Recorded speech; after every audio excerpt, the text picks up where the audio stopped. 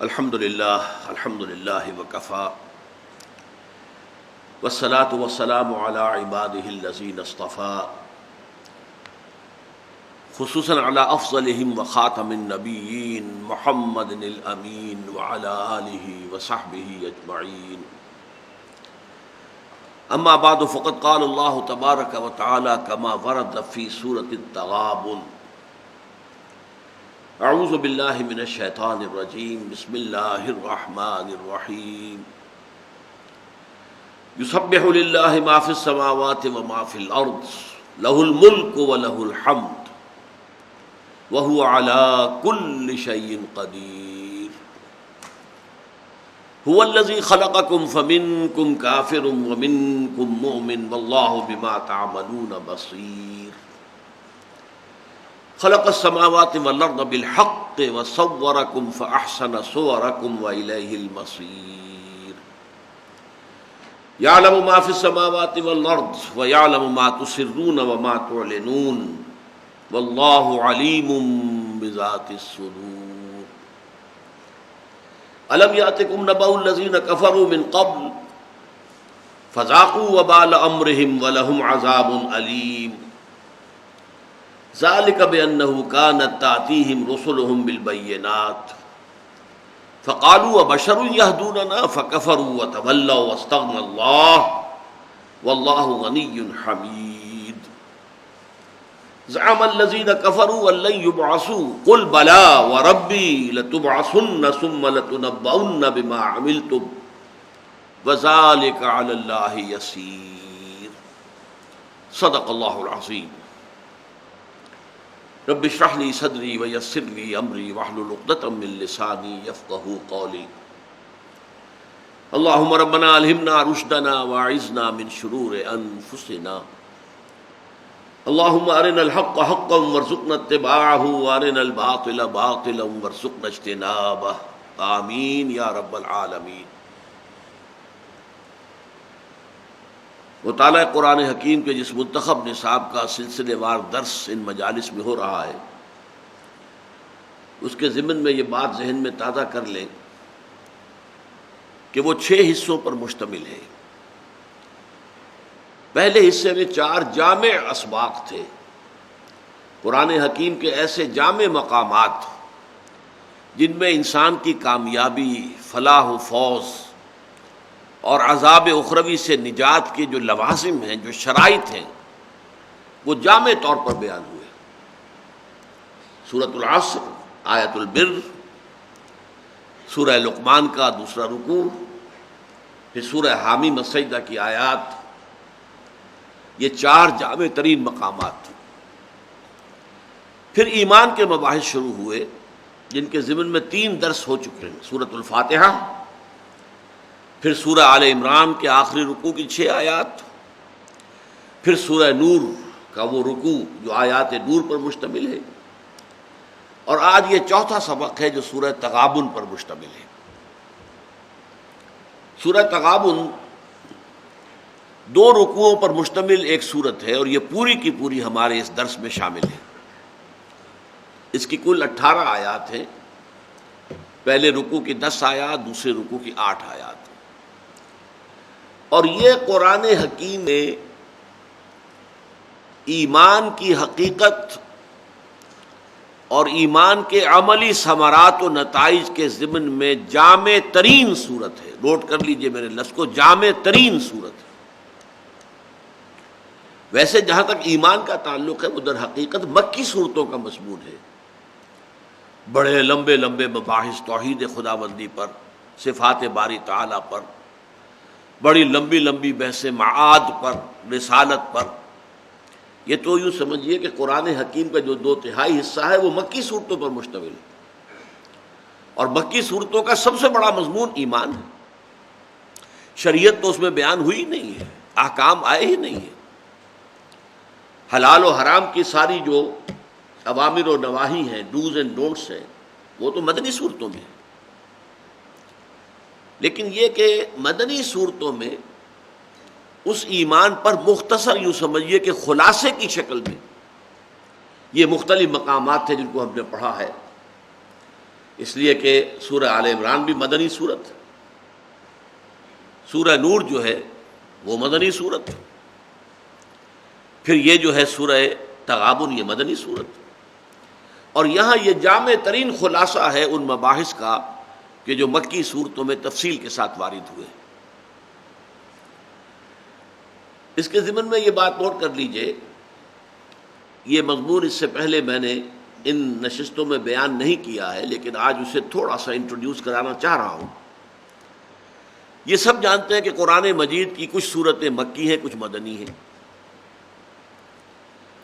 اب ایک شکل یہ ہو سکتی تھی کہ پہلے ساری مکی صورتیں جمع کر دی جاتی ہیں، پھر ساری مدنی صورتیں جمع کر دی جاتی ہیں، اور جو کرونولوجیکل آرڈر ہے ان کی تنزیل کا، نزول کا، اسی میں وہ جمع کر دیے گئے جاتے ہیں۔ ایسا نہیں ہے، ہمیں معلوم ہے قرآن مجید میں مدنی صورتیں آتی ہیں، پھر مکی آ جاتی ہیں، پھر مدنی آ جاتی ہیں، پھر مکی آ جاتی ہیں، پھر مدنی آ جاتی ہیں، پھر مکی آ جاتی ہیں، اور اس طرح سے مکی اور مدنی صورتوں کے 7 گروپ ہیں جو وجود میں آتے ہیں۔ ہر گروپ میں ایک یا ایک سے زائد مکی صورت اور ایک یا ایک سے زائد مدنی صورت۔ یہ جو 7 گروپ ہیں یہ بڑے اہم ہیں، ہر گروپ کا ایک خاص مضمون ہے، اس کا تھیم، مرکزی تھیم، اس کا عمود ایک ہے۔ جیسے ہم کہتے ہیں تصویر کے 2 رخ، تو اس مضمون کا ایک رخ جو ہے وہ مکی صورتوں میں آتا ہے اور دوسرا رخ جو ہے مدنی صورتوں میں آتا ہے۔ اب یہ نوٹ کر لیجئے کہ قرآن حکیم میں ابتدا میں آپ کو معلوم ہے کہ 4 صورتیں مدنی آئی ہیں جو طویل ترین ہیں۔ سورۃ البقرہ 40 رکوع، سورہ آل عمران 20 رکوع، سورہ نساء پھر 20 رکوع، 24 رکوع، اور پھر سورہ مائدہ 16 رکوع۔ یہ طویل ترین صورتیں ہیں اور شروع میں جمع ہیں، تقریباً 6.25 پارے جو ہیں ان پر مشتمل ہیں، لیکن تعداد کے اعتبار سے تو 4 ہی بنی، سورہ بقرہ، آل عمران، نساء، مائدہ 4۔ قرآن حکیم میں مدنی صورتوں کا تعداد کے لحاظ سے سب سے بڑا گروپ جو ہے وہ ہے کہ جو 27ویں پارے کے آخر میں شروع ہوتا ہے سورہ حدید سے، اور پورا 28واں پارہ اسی پر مشتمل ہے، سورہ تحریم پر ختم ہوتا ہے، اور یہ 10 صورتیں ہیں، پارہ سوا پارہ، صورتیں 10، اور یہ صورتیں اس اعتبار سے قرآن مجید کی اہم ترین صورتیں ہیں کہ ان میں قرآن کے جو بنیادی مضامین ہیں ان کے خلاصے دے دیے گئے۔ آپ کو معلوم ہے کہ لوگوں میں سہولت پسند لوگوں کی اکثریت ہوتی ہے، آسانی چاہتے ہیں، ایسے طالب علم زیادہ ہوتے ہیں جو خلاصوں سے تیاری کر کے امتحان پاس کرتے ہیں، پورے ٹیکسٹ کو پڑھنے کی ان کو ہمت نہیں ہوتی کہ خلاصہ مل جائے۔ تو اللہ تعالیٰ نے بھی انسان کی اس فطرت کی کمزوری کو پیش نظر رکھا ہے کہ وہ مضامین کے جو قرآن حکیم میں طویل صورتوں کے اندر بہت طویل مباحث میں آئے ہیں، ان کے خلاصے 10 خلاصے جو ہیں، صرف ایک صورت ہے 4 رکوعوں کی، پھر 2 ہیں 3 رکوعوں کی، اور پھر 7 ہیں 2 رکوعوں پر مشتمل، چھوٹی صورت ہے، اور ان میں مضامین آ گئے۔ ایمان کا خلاصہ یہ سورہ تغابن میں ہے۔ ایمان کی ایک ضد ہے کفر، اس کا سارا بیان مکی صورتوں میں ہے، لیکن ایمان کی دوسری ضد جو ہے اپوزٹ، وہ نفاق ہے۔ سورہ تغابن سے پہلے سورہ منافقون ہے، کل 11 آیتیں ہیں، حالانکہ وہ نفاق کا جو مضمون ہے وہ سورہ نساء میں، سورہ مائدہ میں، پھر یہ کہ سورہ نور میں، سورہ احزاب میں، اور سب سے بڑھ کر سورہ توبہ میں بڑی تفصیل سے آئے، لیکن یہاں 11 آیتوں پر مشتمل سورۃ المنافقون ہے جس میں نفاق کے بارے میں پورا خلاصہ آ گیا۔ تو جیسے کہ عام ترتیب ہے کہ نفی پہلے ہوتی ہے اور اس بات بعد میں ہوتا ہے، لا الہ الا اللہ، اسے ہم کہتے ہیں ذکر نفی و اثبات۔ نفی کیا ہے؟ لا الہ، اس بات کیا؟ الا اللہ، نہیں ہے کوئی معبود سوائے اللہ کے۔ تو اسی طریقے سے نفی جو ہے ایمان کی، نفاق، اس پر جو خلاصہ صورت آئی ہے وہ سورہ منافقون ہے، پہلے وہ آئی اور پھر اس کا کنٹراسٹ، سائملٹینیس کنٹراسٹ، ایمان کی حقیقت ایمان کے ثمرات، ایمان کے نتائج. ایمان ایک شجرہ طیبہ ہے، اس میں پھل لگتے ہیں. کون سے پھل لگتے ہیں؟ ایمان حقیقتاً ہو تو انسان کی سیرت و کردار میں، اس کے انداز فکر میں، اس کے احساسات میں کیا تبدیلیاں آنی چاہیے. ان موضوعات پر جیسا کہ میں نے عرض کیا، پھر یہ لفظ استعمال کر رہا ہوں، قرآن مجید کی جامع ترین سورت سورہ تغابن ہے. اچھا، اب یہاں جو ہے ایک عجیب ترتیب ہے. پہلے رکوع کی 10 آیات میں سے 7 آیات میں ایمانیات ثلاثہ، توحید، ذات و صفات باری تعالی اور ایمان بالرسالت، ایمان بالآخرت کا ذکر ہے نیریٹو فارم میں، افرمیٹو انداز میں. پھر 3 آیات میں بہت زوردار دعوت ہے، بس یہ تو حقیقتیں ہیں پر مانو ان کو. تمہاری نجات کا دار و مدار اس پر ہے کہ ان حقائق کو تسلیم کرو، ان پر یقین کرو. دوسرے رکوع کی 8 آیات میں سے پہلے 5 آیات میں ثمرات بیان ہوئے ہیں. ایمان کے کیا نتائج نکلنے چاہیے، کیا ثمرات وجود میں آنے چاہیے، کیسے پھل لگنے چاہیے ایمان کے شجرہ طیبہ میں. اور پھر بقیہ 3 آیات میں ان کو پورا کرنے کی زوردار دعوت. تو یہ ترتیب بھی بہت ہی کلیئر ہے، بہت واضح ہے سورہ تغابن کے اندر. بڑی صورتوں میں نظم کلام کو تلاش کرنا مشکل ہوتا ہے، لیکن یہ جو چھوٹی صورتیں ان میں انسان بڑی آسانی کے ساتھ پتہ چلا سکتا ہے، اینالائز کر سکتا ہے کہ مضمون کن حصوں میں بٹا ہوا ہے اور ان میں کس طریقے سے مضمون تدریجاً آگے بڑھ رہا ہے. بس یہ چیزیں تو تمہیدی طور پر سامنے رکھیے. اب آئیے ہم مطالعہ شروع کرتے ہیں. فرمایا یسبح للہ ما فی السماوات و ما فی الارض. اللہ کی تسبیح کرتی ہے ہر وہ شے جو آسمانوں میں ہے اور ہر وہ شے جو زمین میں ہے. یہ بات اب نوٹ کر لیجئے کہ ان 10 صورتوں میں جو سورہ حدید سے سورہ تحریم تک ہیں، 5 صورتیں وہ ہیں جن کا آغاز تسبیح باری تعالیٰ سے ہوتا ہے. 5 کا بغیر کسی تمہید کے شروع ہو جاتا ہے. سورہ منافقون، اذا جاءک المنافقون قالوا نشہد انک لرسول اللہ. شروع میں کوئی تمہیدی مضمون نہیں ہے، تسبیح کا، حمد کا کوئی ذکر نہیں. اسی طرح سورہ تحریم، یا ایھا النبی لما تحرم ما احل اللہ لک تبتغی مرضات ازواجک، براہ راست گفتگو شروع ہو گئی. لیکن 5 صورتیں وہ ہیں جن کے شروع میں تسبیح باری تعالیٰ کا ذکر ہے. اور اس میں بھی ایک عجیب ترتیب ہے. یہ قرآن مجید پر اگر اس طور سے انسان غور کرے تب سامنے یہ حقائق آتے ہیں.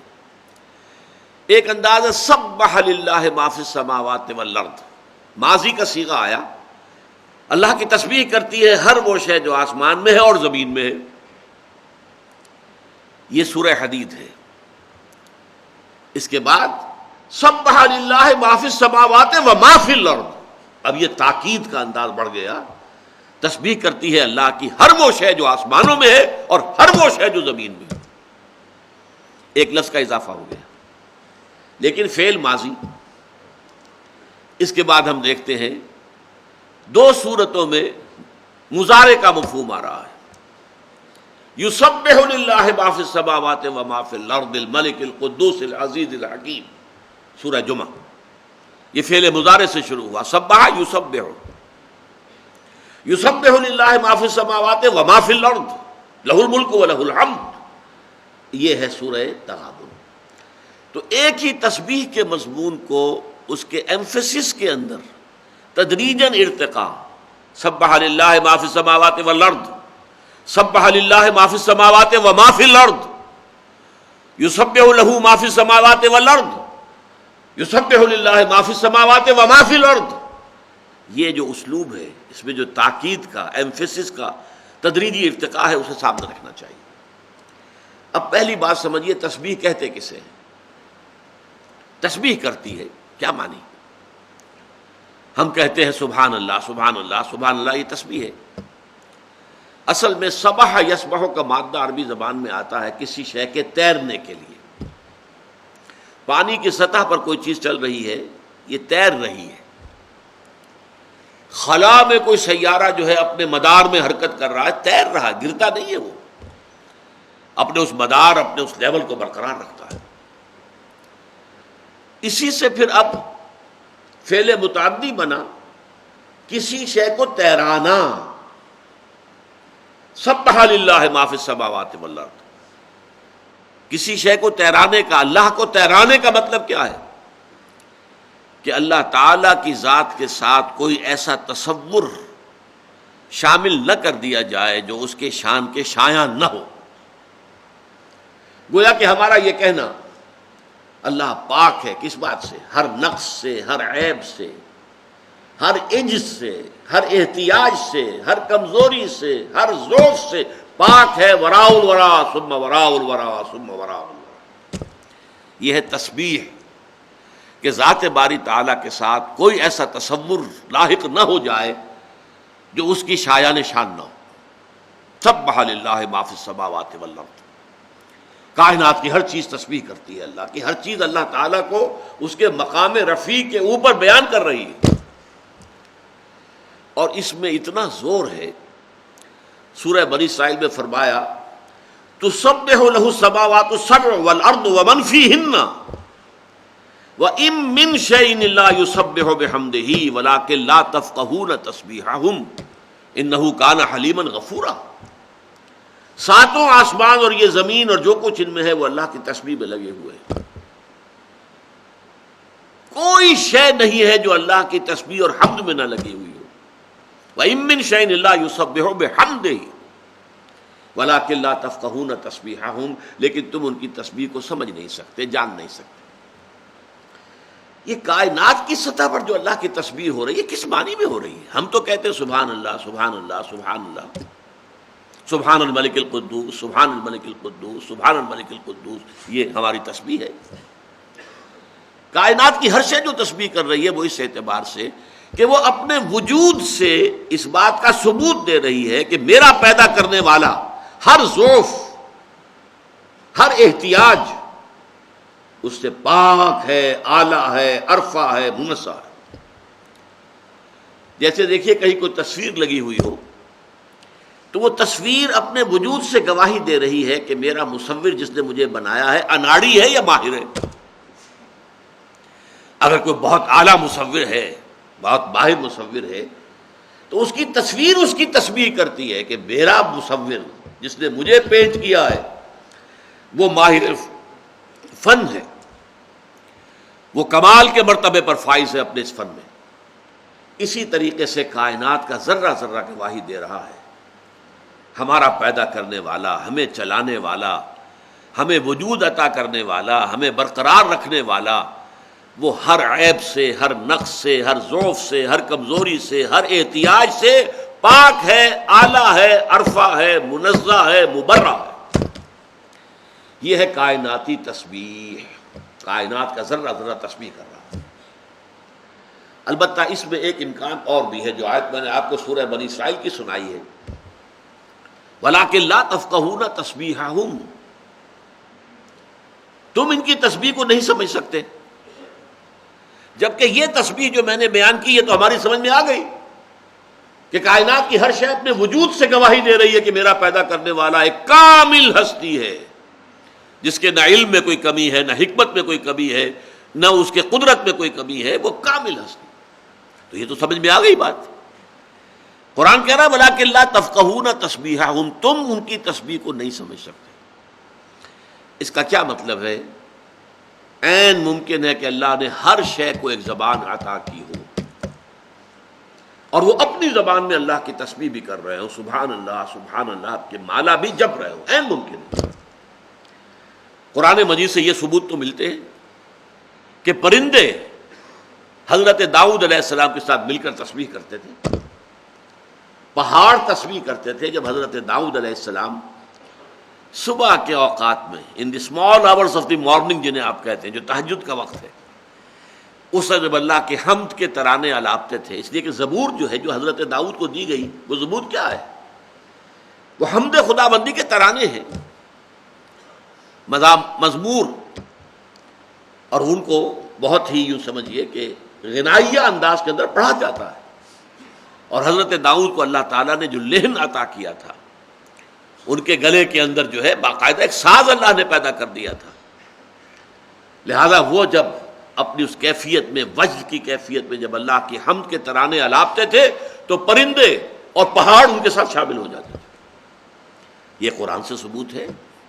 پرندوں کی اپنی بولی ہے، اپنی بولی میں وہ اللہ کی تسبیح کرتے ہیں، پہاڑوں کی اپنی زبان ہے، اور اسی کا ذکر آیا ہے سورہ حامیم سجدہ کے اندر بھی۔ قیامت کے دن ہمارے اپنے ہاتھ ہمارے خلاف گواہی دیں گے، اے اللہ یہ بدبخت تو نے مجھے اس کے حوالے کیا تھا، یہ مجھ سے غلط کام کرواتا تھا۔ ہمارے ہاتھ گواہی دیں گے، ہماری کھالیں ہمارے خلاف گواہی دیں گی، اور ہم حیران ہو کر کہیں گے میری کھال، میرے ہاتھ، میرے پاؤں، میری آنکھیں میرے خلاف گواہی دے رہی ہیں، لما شہدتم علینا، تم کیوں ہمارے خلاف گواہی دے رہی ہو؟ تو وہ چیزیں کہیں گی، ہمارے اعضاء کیا کہیں گے؟ انطقنا اللہ الذی انطق کل شیء، آج ہمیں بھی گویائی اور نطق عطا کر دیا اس ذات نے جس نے ہر شے کو گویائی عطا کی ہے۔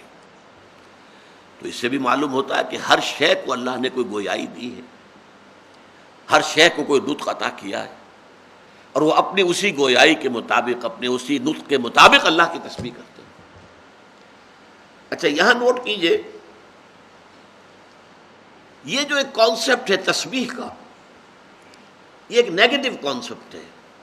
اللہ پاک ہے اس سے کہ کوئی ضعف ہو، کوئی کمزوری ہو، کوئی احتیاج ہو، ان چیزوں سے پاک ہے، یہ ایک نیگیٹو کانسیپٹ ہے۔ حمد جو ہے وہ ایک پازیٹو کانسیپٹ ہے۔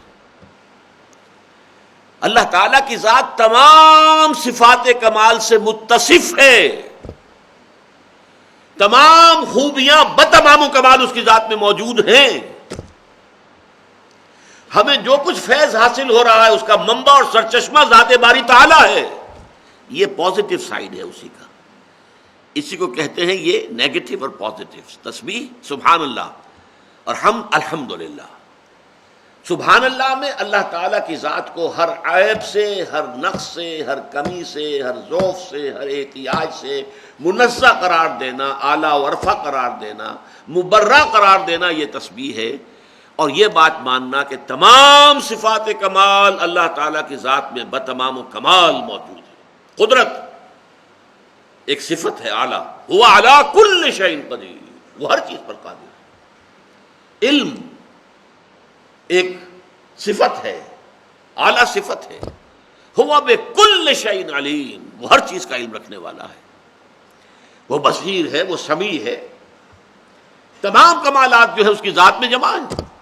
یہ حمد ہے۔ اب میں آپ کو ایک حدیث سنا رہا ہوں، یہ جامع ترمذی میں ہے، راوی ہے حضرت عبداللہ ابن عمرو بن العاص رضی اللہ تعالی عنہما، عن عبداللہ ابن عمرو بن العاص رضی اللہ عنہما قال قال رسول اللہ صلی اللہ علیہ وسلم التسبیح نصف المیزان، تسبیح سے میزان معرفت خداوندی اس کا پلڑا آدھا بھر جاتا ہے، وہ الحمدللہ تملأہ، اور الحمدللہ سے وہ پورا ہو جاتا ہے۔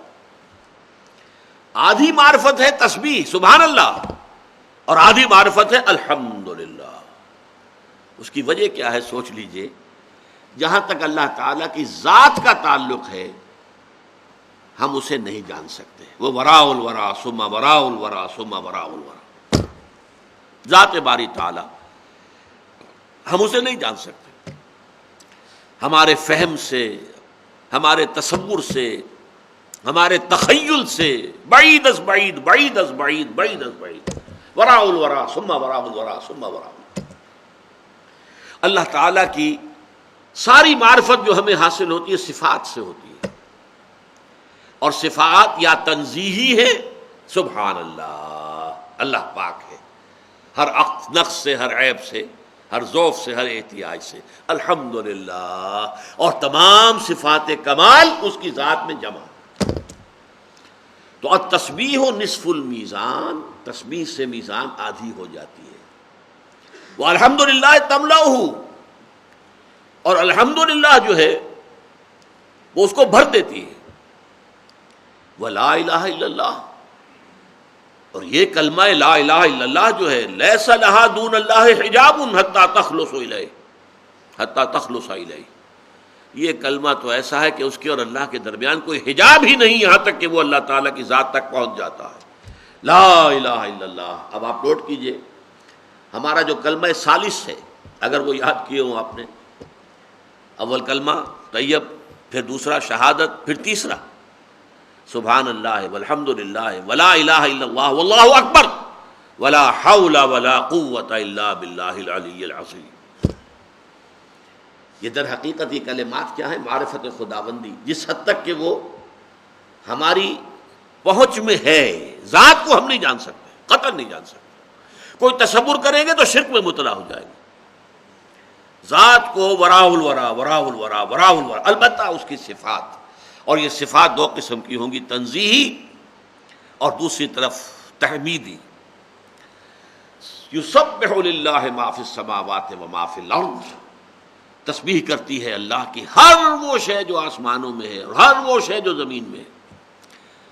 لہ الملک، بادشاہی اسی کی ہے۔ یہ جو لفظ ہے لہو ملک السماوات والارض، سورہ حدید میں 2 مرتبہ آیا ہے، ابتدائی 6 آیات کے اندر 2 مرتبہ۔ مدنی صورتوں میں اللہ تعالیٰ کی صفت الملک، الملک القدوس السلام المومن، الملک بادشاہ، الملک القدوس السلام المومن المہیمن العزیز الجبار المتکبر، پہلا کیا ہے؟ الملک۔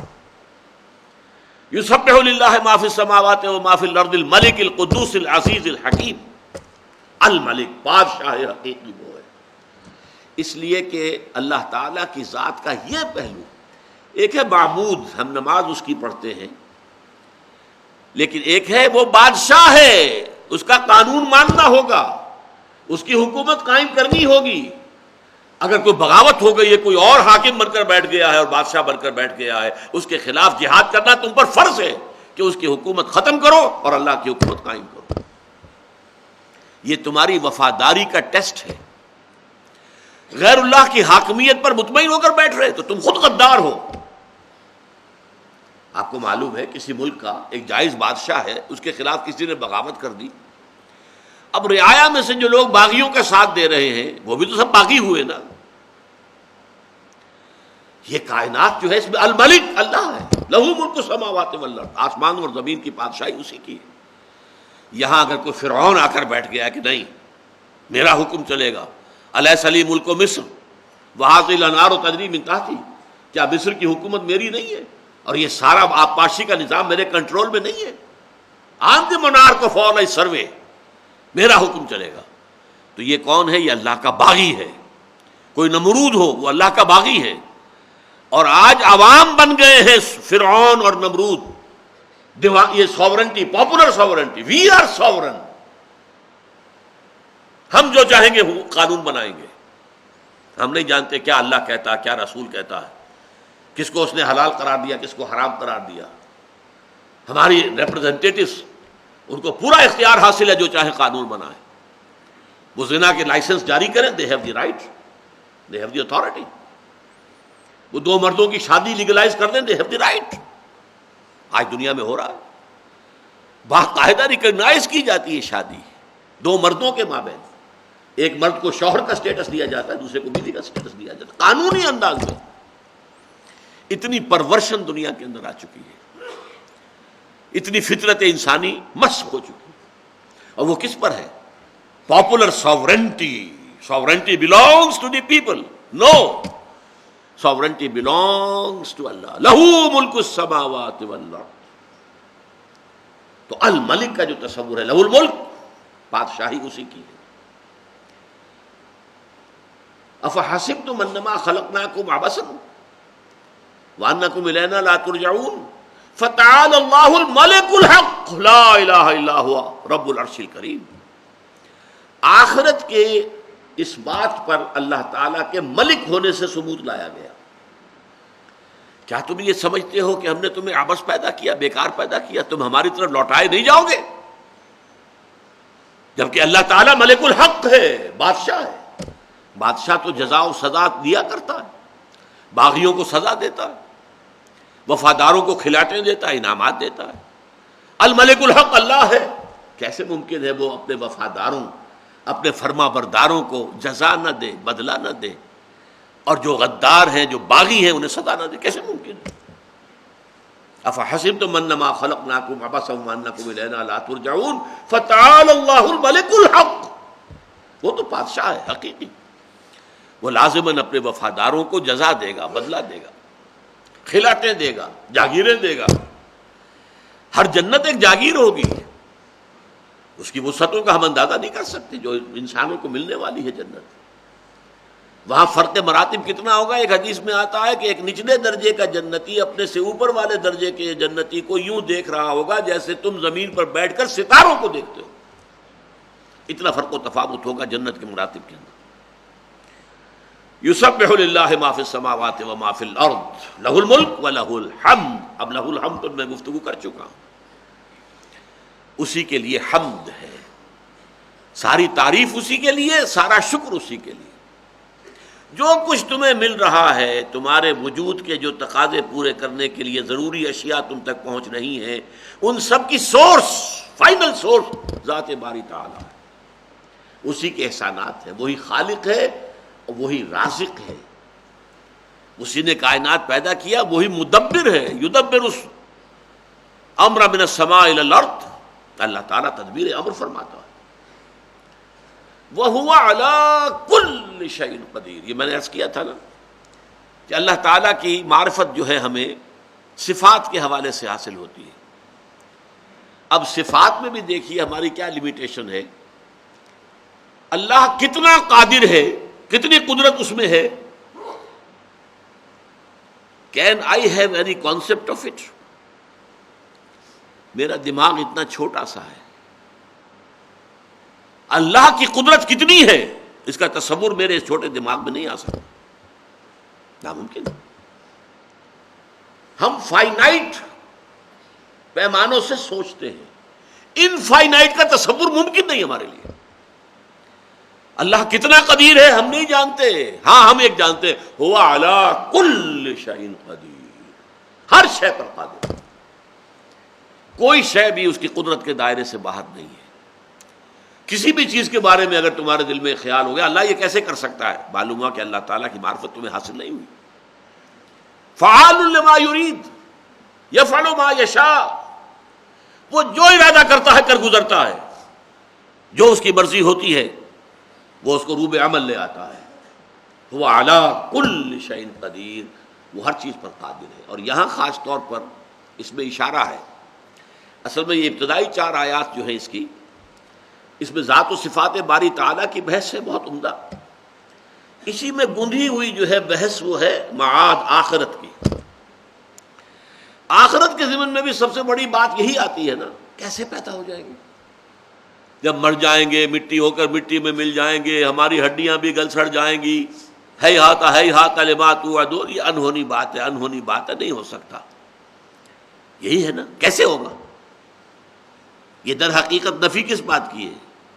وَهُوَ عَلَىٰ كُلِّ شَيْءٍ قدیر کی نفی ہو گئی۔ اگر اللہ کی قدرت سے یہ بعید ہے تو اللہ ہر شے پر قادر نہیں ہے، پھر وہ اللہ ہی نہیں ہے جو ہر شے پر قادر نہ ہو۔ لہذا یہاں اس کا تعلق اس سے بھی ہے۔ باقی جیسا کہ میں نے عرض کیا کہ صفات باری تعالیٰ کے ضمن میں بھی مثلا اللہ سمیع ہے، سنتا ہے۔ اللہ کتنا سنتا ہے کیا میں اندازہ کر سکتا ہوں؟ کیسے سنتا ہے کیا میں سمجھ سکتا ہوں؟ ہم تو یہ جانتے ہیں کہ ہمارے کان کے اندر ایک ڈرم ہے، ہوا میں جو ساؤنڈ ویوز آتی ہیں وہ جا کر اس ڈرم کو چھیڑتی ہیں، اس سے آگے مڈل ایئر کے اندر ایک میکینزم ہے، پھر انٹرنل ایئر میں جا کر پھر وہ انٹرپریٹ ہوتی ہیں دماغ میں جا کر، یہ ہمارا سننے کا پروسیس ہے۔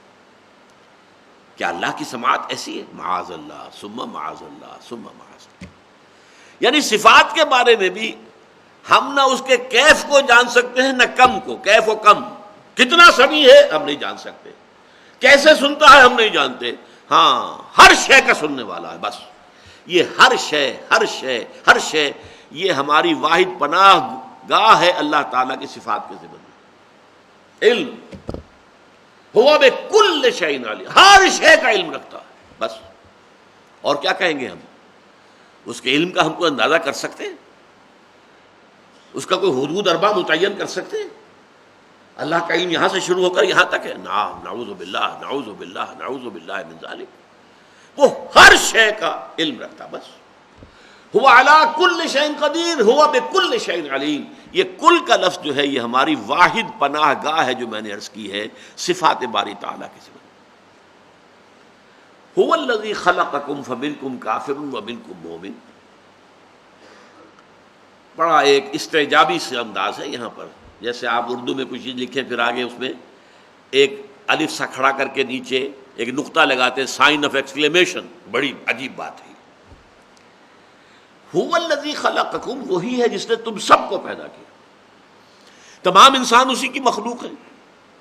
فمنکم کافر ومنکم مؤمن، لیکن تم میں سے وہ بھی ہیں کہ جو اس کا کفر کرتے ہیں، انکار کرتے ہیں، اس کی شخصیت کے بارے میں گھٹیا تصورات رکھتے ہیں اور اس کے مد مقابل بنا دیتے ہیں، شریک کر دیتے ہیں اس کے ساتھ اس کی خدائی میں۔ فمنکم کافر ومنکم مومن، اور تم میں سے ایسے بھی ہیں جو واقعی ایمان رکھتے ہیں، مانتے ہیں، اللہ کی معرفت انہیں حاصل ہے، وہ توحید پر قائم ہے، وہ شرک سے بچتے ہیں۔ واللہ بما تعملون بصیر، اور جو کچھ تم کر رہے ہو اللہ اسے دیکھ رہا ہے۔ بڑا پیارا انداز ہے یہاں۔ پہلے تو یہ کہ اگرچہ مخلوق سب اللہ کی ہے، کافر بھی، مومن بھی، منافق بھی، صادق الایمان بھی، سب کس کی پیداوار ہے؟ اللہ تعالیٰ نے پیدا کی۔ اب یہ اپنے اپنے طرز عمل ہیں جو اختیار کیے، کوئی کافر ہے فمنکم کافر ومنکم مومن، لیکن اللہ تمہیں دیکھ رہا ہے کا کیا مطلب ہے؟ اس کا تمہیں بدلہ ملے گا، تمہارا جو حق ہے وہ تمہیں پورا دے دیا جائے گا۔ جیسے ہم کہتے ہیں نا کبھی ہم تمہارے طرز عمل کو دیکھ رہے ہیں، کیا مطلب ہے اس کا؟ تم ہماری نگاہ میں ہو، یہ نہ سمجھنا کہ ہمیں معلوم نہیں ہے تم کیا کر رہے ہو۔ اس میں ایک دھمکی مضمر ہے، دھمکی، تمہارے غلط کاموں کا پورا پورا جو ہے تمہیں سزا مل جائے گی۔ ہم تم سے غافل نہیں ہیں، we know what you are doing. کیا مطلب؟ تمہیں تمہارے اعمال کا، تمہارے کردار کا بھرپور صلہ مل جائے گا۔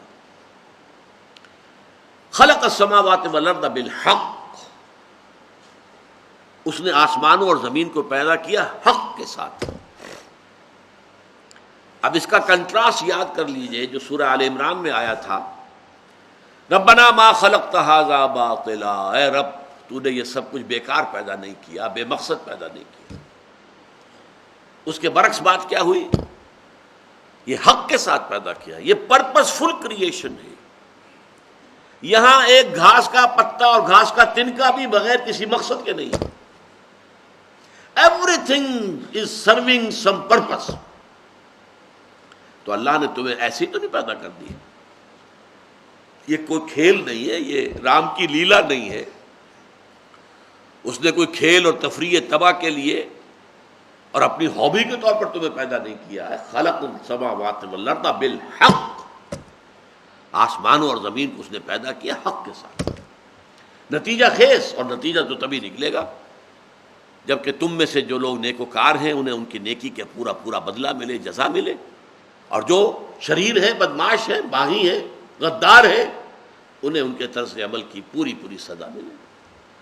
خلق السماوات والارض بالحق وصورکم فاحسن صورکم، اور دیکھو تمہاری نقشہ کشی کی ہے اللہ نے، اور کس قدر عمدہ نقشہ کشی کی ہے۔ انسان کے اعضاء، اس چہرے میں آنکھیں، ناک جس طرح سیٹ کی گئی ہیں، جس طرح دونوں آنکھیں مل کر ایک بائنوکولر جو ہماری ویژن آتی ہے، یہ تو اب فزیولوجسٹ سے پوچھئے۔ صورکم فاحسن صورکم، بہترین تصویر کشی کی ہے تمہاری۔ وَإِلَيْهِ الْمَصِيرُ، اور اسی کی طرف لوٹ کر بھی جانا ہے۔ ربنا ما خلقت ھذا باطلا سبحانک فقنا عذاب النار، اے رب ہمارے تو نے یہ سب کچھ بیکار بے مقصد پیدا نہیں کیا ہے، ہمارے اندر نیکی اور بدی کا شعور تو نے پیدا کیا ہے، تو یقیناً اس کے نتیجے نکلیں گے، گندم از گندم بے روید، جو سے جو، لہذا وَإِلَيْهِ الْمَصِيرُ، اور اسی کی طرف تمہیں لوٹ جانا ہے۔ کس لیے؟ مجازات کے لیے، حساب کتاب کے لیے، جزا و سزا کے لیے۔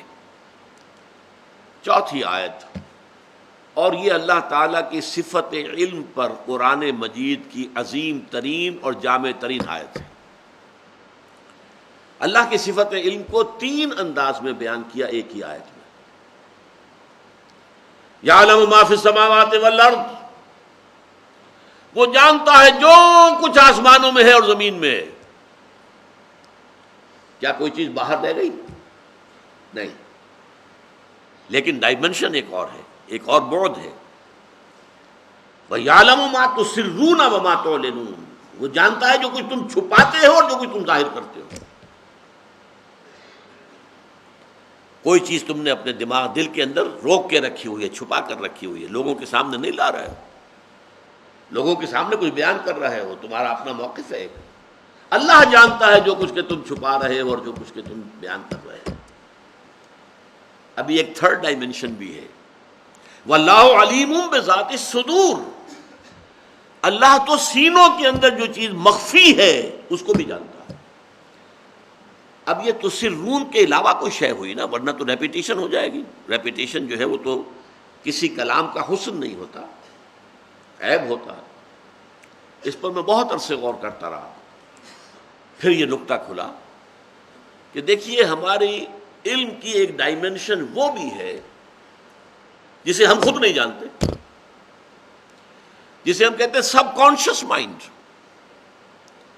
What is lurking in your subconscious mind? جیسے سانپ ہوتا ہے نا پھنیر، اور وہ پھکارے مار رہا ہو، ہمارا سب کانشیس مائنڈ جسے ہم خود بھی نہیں جانتے۔ ہم نے اگر کسی چیز کو جان بوجھ کر چھپایا ہے تو وہ تو ہم جانتے ہیں جس کو ہم چھپا رہے ہیں، we know it. Sub conscious mind وہ ہے جسے ہم خود نہیں جانتے، اللہ اس کو بھی جانتا ہے، جو تمہارے تحت الشعور میں ہے، جو تمہارے لا شعور میں ہے، وہ جو کچھ اندر سے تمہارے نفس کے وسوسے ہو رہے ہیں، الذی یوسوس فی صدور الناس، اور توسوس بہ نفس، یہ جو اللہ تعالیٰ تو ہے ان سے بھی واقف ہے جن کا تمہیں شعور نہیں ہے۔ تو تین ڈائمنشن ہو گئی۔ یعلم ما فی السماوات والارض، وہ جانتا ہے جو کچھ کہ ہے آسمانوں اور زمین میں۔ وَيَعْلَمُ مَا تُسِرُّونَ وَمَا تُعْلِنُونَ، اور وہ جانتا ہے اسے بھی جسے تم ارادی طور پر ظاہر کرتے ہو یا چھپاتے ہو۔ جب ارادی طور پر آپ چھپاتے ہیں تو گویا کہ اس کا علم آپ کو حاصل ہے۔ اور تھرڈ ڈائمنشن کیا ہے؟ واللہ علیم بذات الصدور، تمہارے سینوں کے صندوقوں کے اندر جو کچھ بند ہے، جو اندر تمہارا انکانشیس اور سب کانشیس مائنڈ ہے، اللہ اس کو بھی جانتا ہے۔ اسی لیے میں نے کہا تھا کہ اللہ تعالیٰ کی صفت علم پر یہ سب سے زیادہ گمبھیر، سب سے زیادہ جامع آیت ہے۔ ایک ہی صفت علم کو تین اسلوبوں میں، تین ڈائمنشن میں بیان کیا گیا۔ یہ جو چار آیات ہیں سورہ تغابن کی ابتدائی، ان میں مین سبجیکٹ تو ہے ذات و صفات باری تعالی، توحید، لیکن اس کے ساتھ گندا ہوا مضمون آخرت کا بھی ہے۔ اللہ جو کچھ تم کر رہے ہو دیکھ رہا ہے، یعنی اس کا تمہیں بدلہ ملے گا۔ اور یہ کہ اللہ تعالیٰ جو ہے اسی کی طرف تمہیں لوٹ کر جانا ہے، یہ آخرت۔ تو معاد اور آخرت کا مضمون بھی اس توحید کے مضمون میں گندھا ہوا، لپٹا ہوا ان چار آیات میں موجود ہے۔ بارک اللہ لی ولکم فی القرآن العظیم ونفعنی وإیاکم بالآیات والذکر الحکیم۔